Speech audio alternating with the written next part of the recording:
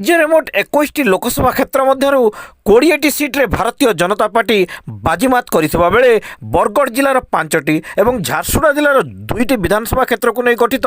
Bargarh Lok Sabha क्षेत्रु record संख्या vote पाई BJP प्रार्थी प्रदीप पुरोहित विजय हासिल करिसेंति। श्री पुरोहित मोट 7,16,359 खंड भोट पाई राज्य में सबुठारु बेसी भोट पाइथिबा प्रार्थी होइतिबा बेले सर्वाधिक अंतरारे मध्य जीतिचंती। से तांको निकटतम प्रतिद्वंदी बीजेडी परिणीता मिश्र ठारू 2,51,667 खंड अधिक भोट पाई तांको परास्त करिसेंति। 2014 मसीहारू 2019 मसीहा पर्यंत पदमपुर विधायक थिबा प्रदीप जड़े मेलापी मिष्टभाषी और दक्ष जनसंकटक भाव में परिचित।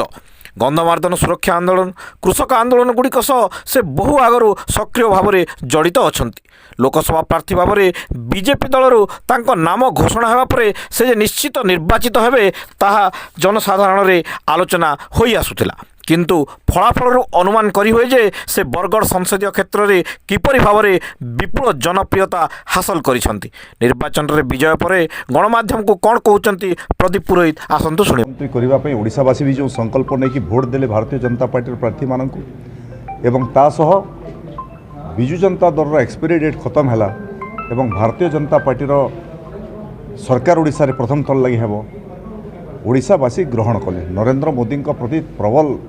आशा भरोसा विश्वास थिबा कारण भारतीय जनता पार्टी प्रति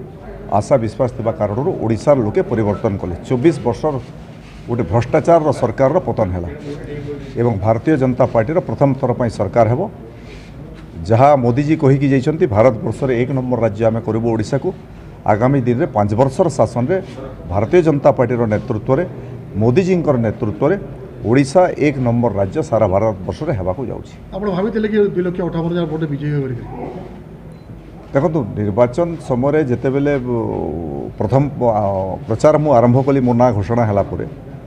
कहीं ना कहीं मत लगुला लोके तो स्थिर करते मोदीजी को आउ थे प्रधानमंत्री करेंगे, लोके मोदीजी को भोट देवे प्रार्थी जी भी हो। किंतु मु बुलिला भितर अनुभव कली लोके भारतीय जनता पार्टी मोर नाम प्रार्थी हिसाब से घोषणा कलापर लोकसभा बरगढ़ लोकसभा क्षेत्र लोके काफी उत्साहित थिले एवं तांको तरफ से कहते जे भारतीय जनता पार्टी गोटे योग्य नेता को बाछिला एवं आमे आपन को भोट देबु दल मत निर्विशेष एभली गोटे वातावरण सारा लोकसभा क्षेत्र में तैयारी होतला एवं मु आशा करथि बहुत बड़ मार्जिन हेबो लोकंकर जनमत को देखिकी मोदीजी को प्रति जो आस्था विश्वास थिला एवं जनमत भी जो सपक्ष रे थिला मु आशा करथि गोटे बड़ मार्जिन हेबो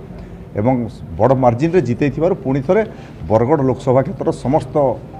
भोटर भाई भौणी मान को पुणी थरे धन्यवाद ज्ञापन करुछि। सेपटे बीजेडी कहतला जे आमे 7 आसन आसु करिवे किंतु बीजेडी एतर खाता खोली पाले कोन होई पारे कारण लोके निष्पत्ति नेले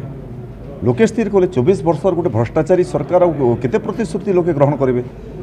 ओडिशा पीसी कल्चर राज्य हो गला ओडिशार अस्मितार प्रसंग आसिला जे एठी भोट देवे लोके नवीन पट्टनायक को विजु जनता दल को शासन करिबो जने तमिल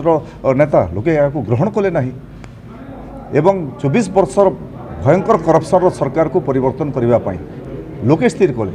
एवं जेहेतु मोदीजी आसिक एठी कहीकि गले जे 1 नंबर राज्य हेबो से लोकंकर आशा भरोसा अधिक बढ़िला ओडिशावासी परिवर्तन कले लोके परिवर्तन कले एवं भारतीय जनता पार्टी सरकार आप मैनिफेस्टो जहाँ रही आप जहाँ संकल्प नहीं विजयी है प्रथम संकल्प कौन रहे देखो जहाँ जहाँ संकल्प भारतीय जनता पार्टी नहीं कि व्यक्तिगत हिसाब से लोकसभा क्षेत्र में जहाँ जहाँ रेलवे लाइन कथा कहूँ चाषीर प्रसंग कथा हूँ निजुक्ति प्रसंग झारसुगुड़ा जिला इंडस्ट्री कथा निजुक्ति प्रसंग जो स्थानीय युवक मान को प्रवासी श्रमिक समस्या जो समस्या व्यक्तिगत हिसाब से भी मु प्रतिश्रुति देती लोकसभा सांसद